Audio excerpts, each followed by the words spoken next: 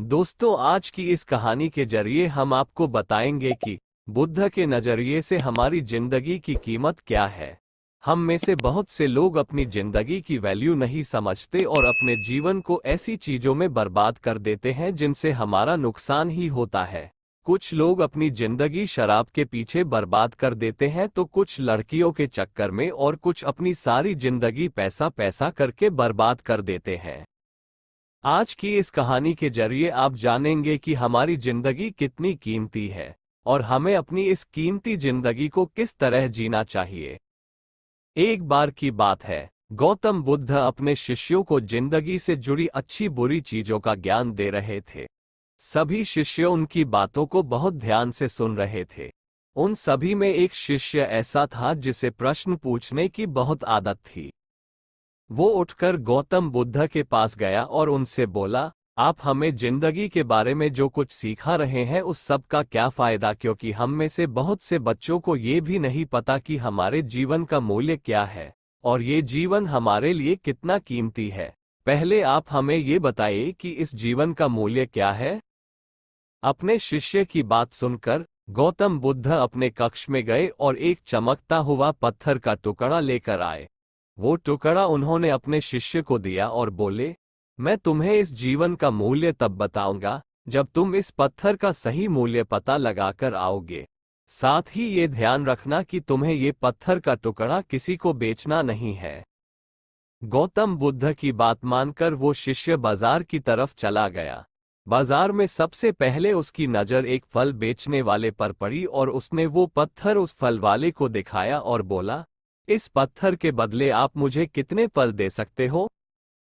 फल वाला बोला, ये पत्थर कुछ खास तो नहीं है, लेकिन फिर भी इसके बदले में तुम्हें 10 केले दे सकता हूं। वो शिष्य उस पत्थर को लेकर आगे चला गया।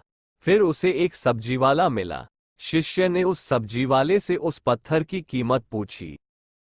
सब्जी वाले ने उस पत्थर को ध्यान से देखा और बोला, इस पत्थर की कीमत के बदले में तुम्हें ज्यादा से ज्यादा एक बोरी भरकर सब्जियां दे सकता हूं। इसके बाद वो शिष्य उस पत्थर को लेकर एक सोने के व्यापारी के पास गया। उस पत्थर की टुकड़े की चमक देखते ही उस सुनार ने उसकी कीमत 100 सोने के सिक्के लगाए। शिष्य ने वो टुकड़ा बेचने से मना किया तो वो सुनार उसके बदले 200 सोने के सिक्के देने को भी राजी हो गया। लेकिन शिष्य ने वो पत्थर नहीं बेचा।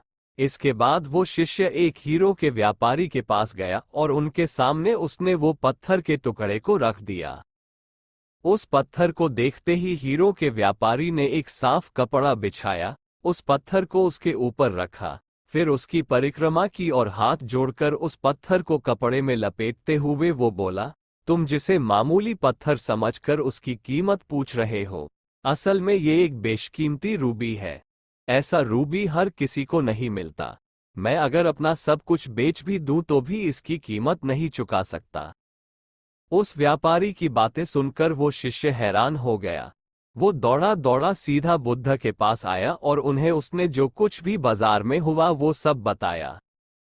उसकी अचरज भरी बातें सुनकर गौतम बुद्ध बोले, तुम्हारे सवाल का जवाब इस रूबी की कीमत में ही छिपा है।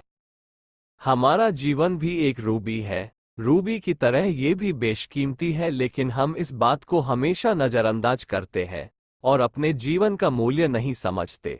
हम दूसरों को देखकर और उनके जैसा जीवन जीने की कोशिश में अपने जीवन की कीमत को कम कर देते हैं।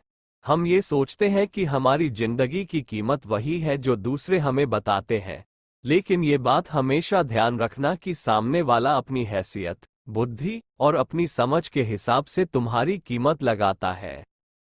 जिंदगी सिर्फ एक बार मिलती है, इसलिए इसको बर्बाद ना करें।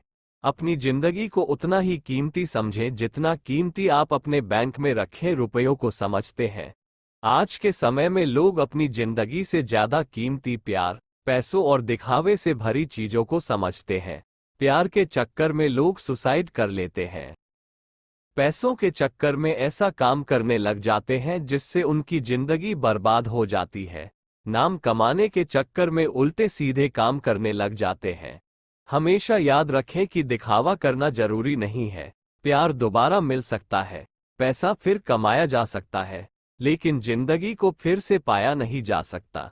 इसलिए अपनी इस बेशकीमती जिंदगी को अच्छे से जिए, हर पल का आनंद लें। कभी ये ना सोचें कि आप इस दुनिया में किसी काम के नहीं है, ना कभी ये सोचें कि आपकी जिंदगी व्यर्थ है। आपके होने या ना होने से कुछ फर्क नहीं पड़ता। जब भी ऐसे नेगेटिव विचार आपके मन में आए तो खुद को बस ये याद दिलाएं कि जीवन एक रूबी है और ये बेशकीमती है।